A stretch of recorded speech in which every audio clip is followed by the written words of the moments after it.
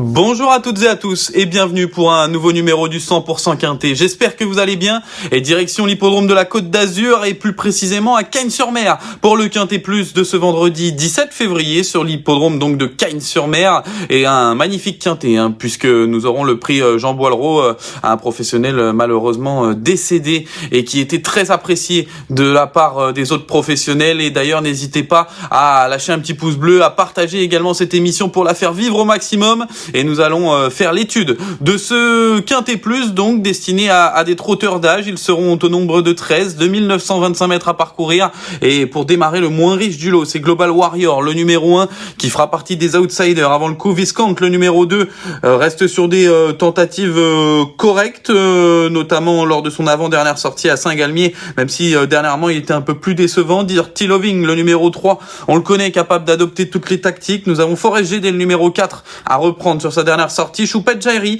avait fait très grosse cote lors de l'été dernier. C'était du côté du centre en terminant deuxième au trot attelé. Elle est capable de surprendre. Gangster d'Havanas sera associé à David Beckert. Dollar du Plein sera uniquement plaqué des antérieurs mais pourvu d'un emoji vert. Mais c'est surtout Honky Tonk Blues, le numéro 8, qui est le plus riche du premier échelon et qui fait figure d'épouvantail dans cette épreuve. C'est assez logique. On en parlera tout à l'heure. Eberton, le numéro 9 ensuite au 25 mètres. Fakir du Ranch, le numéro 10, associé à Christophe Martens. Évariste Dubourg restera ferré. Eden Basque, le numéro 12 également. Et enfin, Diablo de Caponnet aura un emoji rouge.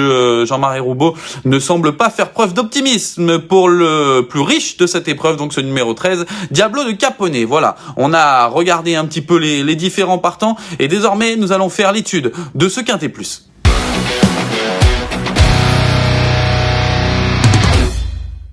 Et démarrons l'étude de ce Quintet Plus par le favori et qui sera également mon favori. Il est très logique, c'est le numéro 8, Honky Tonk Blues. Honky Tonk Blues, d'ailleurs, on va voir sa dernière prestation victorieuse lorsqu'il était déféré des 4 pieds. C'était sur l'hippodrome de Cagnes-sur-Mer le 21 décembre dernier. Le prix Match de la Mérité où ce jour-là, Honky Tonk Blues avait totalement déposé ses rivaux, puisqu'il a tracé une ligne droite qui était très acérée. Il dominait très nettement Gangster d'Havanas qui terminait deuxième, vous le voyez sur ces images. Il y avait un petit peu de pluie, la piste était assez collante, mais Honky Tonk Blues s'imposait vraiment avec énormément de facilité, faisant très grosse impression. Honky Tonk Blues sera associé à Nicolas Henge pour l'occasion, un engagement qui est magnifique pour lui. Les statistiques déférées des 4 pieds sont excellentes également, puisqu'on est sur du 17 courses, 10 victoires et 6 places dans les 5 premiers. Donc on est quasiment sur du 94% dans les 5 premiers. C'est une base incontournable. C'est un favori très logique. Il reste sur la bagatelle de 9 victoires en étant déféré des 4 pieds. C'est le favori et il sera le concurrent à battre de cette épreuve et il s'annonce d'ailleurs très dur à battre. Le numéro 10, Fakir du Ranch, sera mon deuxième favori. Revoyons sa dernière prestation où il terminait notamment 3e du prix 1 de mai à Cagnes-sur-Mer. C'était le 24 janvier dernier. Sa prestation était bonne ce jour-là dans un lot qui tenait vraiment la route, puisque nous avions Fighter Smart et Doux Parfum qui prenaient les 2 premières places. Il dominait notamment Crack Money et Évariste Dubourg qui va retrouver. Et Fakir du Ranch ce jour-là se comportait courageusement. Maintenant, on a un Fakir du Ranch qui n'enchaîne pas les victoires comme il a pu le faire lors du début de saison 2022. Et c'est un cheval qui a désormais pris ses gains. Il sera associé à Christophe Martens, qui est un peu le roi de Cagnes-sur-Mer actuellement. L'entraînement et donc de Johan Arret. Bon, avant le coup, Fakir du Ranch, il aura du mal à rendre 25 mètres à Honky Tonk Blues. Maintenant, j'ai l'impression que c'est le cheval qui devrait terminer deuxième de cette épreuve. En tout cas, j'y crois beaucoup. On va se méfier également de Dollar du Plein, le numéro 7 qui défend également l'entraînement de Johan Arret. Revoyons d'ailleurs sa dernière prestation également où il terminait 4e du Grand Prix de Vincennes. C'était sur l'hippodrome de Cagnes-sur-Mer où ce jour-là, il traçait vraiment également une ligne droite très correcte. Il était déféré des 4 pieds, mais c'est surtout le lot qui avait ce jour-là qui était impressionnant. Gently de Muse, Estero, Danseur Baroque le dominait, mais ce jour-là, il s'était montré très courageux. Yannick Alain Briand l'a récupéré au cours de l'hiver, ce Dollar du Plein, un ancien protégé de Ludovic Le Drian, qui s'est plu ici sur l'hippodrome de Cagnes-sur-Mer.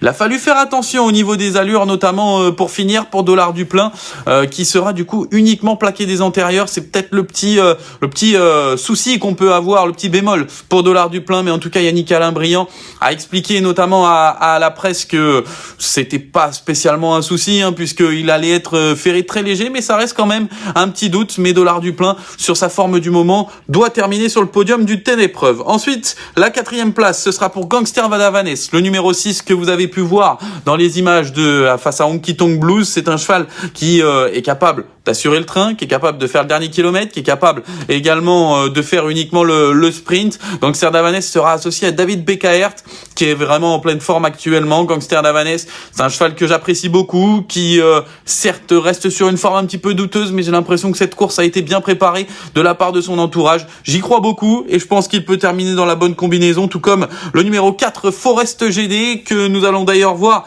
son avant-dernière sortie et sa dernière sortie victorieuse. C'était le 1er février dans le Prix des Impatiences. C'était sur l'hippodrome de Cagnes-sur-Mer et ce jour-là, Forest GD s'imposait plutôt bien. Le lot était certes moins relevé, c'était Dimitri Ney qui était deuxième, battu de très peu, Estournel Mourier, Tienos de chez nous, mais maintenant Forest GD s'était montré très dur à la lutte pour notamment s'imposer et dominer ses rivaux.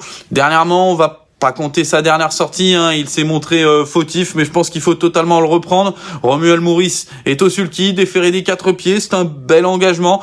Il a pas une marge de folie, mais s'il patiente et qu'il est à proximité des premiers, il est en droit de terminer à l'une des 5 premières places de cette épreuve. Je m'en méfie également. Voilà, ce sera mes 5 chevaux. Maintenant, on aurait pu en citer d'autres. On aurait pu citer Eberton, qui reste sur un succès, mais qui devra rendre 25 mètres. On aurait pu citer également Évariste Dubourg, qui reste néanmoins ferré. Den Basque également. Il y en a eu beaucoup, mais on va faire désormais la synthèse de notre sélection. Et tout de suite, vous allez pouvoir voir le pronostic.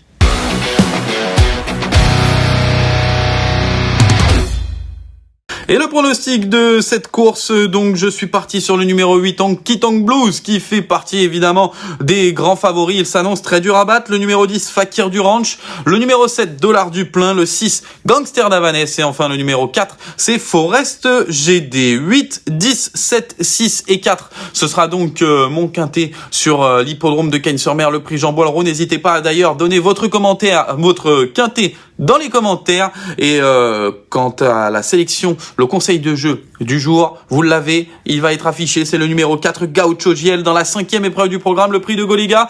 Il reste sur 2 succès. C'est un cheval qui est en train de totalement progresser et d'exploser au cours de l'hiver. Romuald Maurice au sulky. Bref, je ne vois pas ce qui peut lui arriver dans cette course. Il sera un favori très appuyé, un favori très logique. C'est mon favori. Et avant le coup, je le vois difficilement battable dans cette course. Donc, Gaucho Giel, que je retiens en conseil de jeu. Merci à tous de nous avoir écoutés. Il y aura de nouveau le 100% quintet pour samedi 18 février. Quant à moi, je vous retrouve très bientôt pour un nouveau numéro. À très bientôt. Bye bye.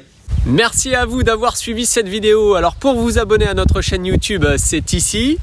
Et pour suivre encore plus de vidéos Paris Turf, c'est de ce côté.